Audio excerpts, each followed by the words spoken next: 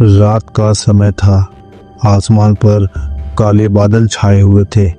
हवा की सरसराहट पूरे गांव में गूंज रही थी। चारों तरफ अंधेरा और कभी कभी आसमान में चमकती बिजली। बिजली की रोशनी में खेतों की लंबी लंबी फसलें ऐसे हिलती जैसे कोई भूतिया परछाई जिंदा हो। उनकी सरसराहट मानो कोई रहस्य आपस में फुसफुसा रही हो। गौरव पास के गांव का सीधा साधा किसान उस रात शहर से लौट रहा था। वो फसलें बेचकर घर जा रहा था, लेकिन उसके दिल में अजीब सी बेचैनी थी। शायद यह उस काली रात का असर था। गांव के लोग कहते थे, खेतों से होकर मत जाना, वहां अजीब अजीब चीजें दिखाई देती हैं। लेकिन गौरव के पास कोई और चारा नहीं था। उसकी साइकिल खराब हो गई थी। मजबूरी में उसे खेतों वाला छोटा रास्ता पकड़ना पड़ा। उसके हाथ में एक पुरानी लालटेन थी। उसकी पीली रोशनी मुश्किल से कुछ कदम आगे तक पहुंच रही थी। वो धीरे धीरे कदम बढ़ा रहा था, लेकिन उसके दिल की धड़कनें और तेज हो रही थी। अचानक हवा उसके कानों में फुसफुसाई। उसे लगा जैसे कोई उसके पीछे चल रहा है। उसने रुककर पीछे देखा, लेकिन वहां सिर्फ अंधेरा था, सिर्फ उसकी अपनी सांसें और फसलों की सरसराहट। गौरव ने खुद को दिलासा दिया, यह सब मेरा वहम है। वो आगे बढ़ता गया, लेकिन अचानक एक दर्द भरी धीमी रोने की आवाज उसके कानों में पड़ी। आवाज इतनी गहरी थी कि गौरव का कलेजा कांप गया।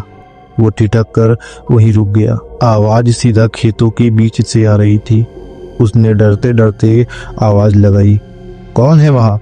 कोई परेशान है क्या? मन में डर था, लेकिन इंसानियत भारी पड़ गई। वो धीरे धीरे लालटेन उठाकर खेतों के अंदर बढ़ा। जैसे ही उसने पहला कदम रखा, उसे लगा कोई अदृश्य ताकत उसे अंदर खींच रही है। खेतों की फसलें इतनी ऊंची थी कि उसका सिर उनमें गुम हो गया।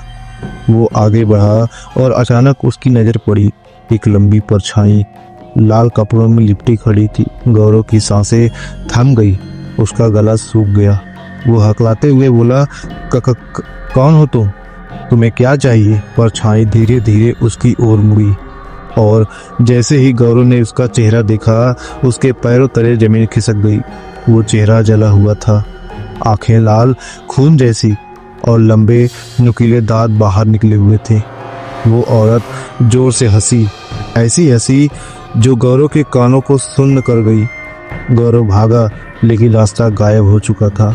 जहां से वो आया था वहां अब सिर्फ ऊंची फसलें थी, और वो फसलें सांस ले रही थी। गौरव बेतहाशा भागा, लेकिन जितना भागता उतना ही उसी जगह लौट आता। वो चिल्लाया, मुझे जाने दो, मुझे यहाँ से निकलने दो। लेकिन उसकी आवाज़ खेतों में गूंजकर दब गई, मानो किसी ने उसे निगल लिया हो।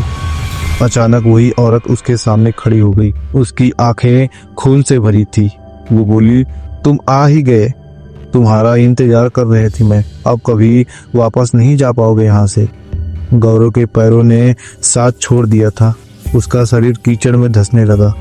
वो गिर पड़ा और सांसें संभालने की कोशिश करने लगा। औरत ने जोर से चीख लगाई।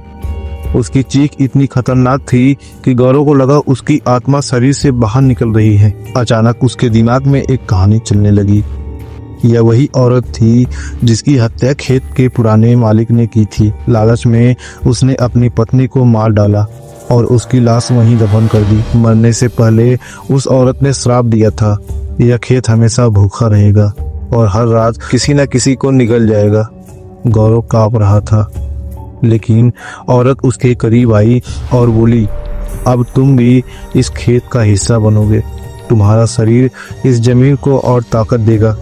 गौरव चीखना चाहता था, लेकिन उसका गला बंद हो गया था। उसकी आंखों के सामने अंधेरा छा गया और उसकी आत्मा शरीर छोड़कर हमेशा के लिए वहीं फंस गई। सुबह जब गांव वाले खेत की तरफ गए तो उन्हें गौरव की टूटी हुई लालटेन मिली। पास ही कीचड़ और पैरों के निशान भी थे, लेकिन गौरव कहीं नहीं था। गांव वाले सहम गए, लेकिन किसी ने धीमी आवाज में कहा, फिर एक और इस खेत की बलि चढ़ गए। तभी से कोई रात को उस खेत की तरफ नहीं जाता। लोग कहते हैं कि अगर कोई यहाँ से गुजरता है तो गौरव की परछाई लालटेन लिए दिखाई देती है। और उसके पीछे वही औरत जिसने उसे मौत के मुंह में ढकेला था। आज भी गांव में उस जगह को कहते हैं डरावना खेत। यह कहानी एक भयानक सबक है कि कुछ जगहें उनकी खूबसूरती के लिए नहीं बल्कि उनके काले इतिहास के लिए याद की जाती हैं। तो फ्रेंड्स, कैसी लगी आपको हमारी ये स्टोरी हमें कमेंट में ज़रूर बताएं, और अगर वीडियो आपको अच्छा लगा हो तो वीडियो को एक लाइक कर दें। मिलते हैं ऐसे ही किसी नेक्स्ट वीडियो में, तब तक के लिए धन्यवाद। गुड बाय दोस्तों।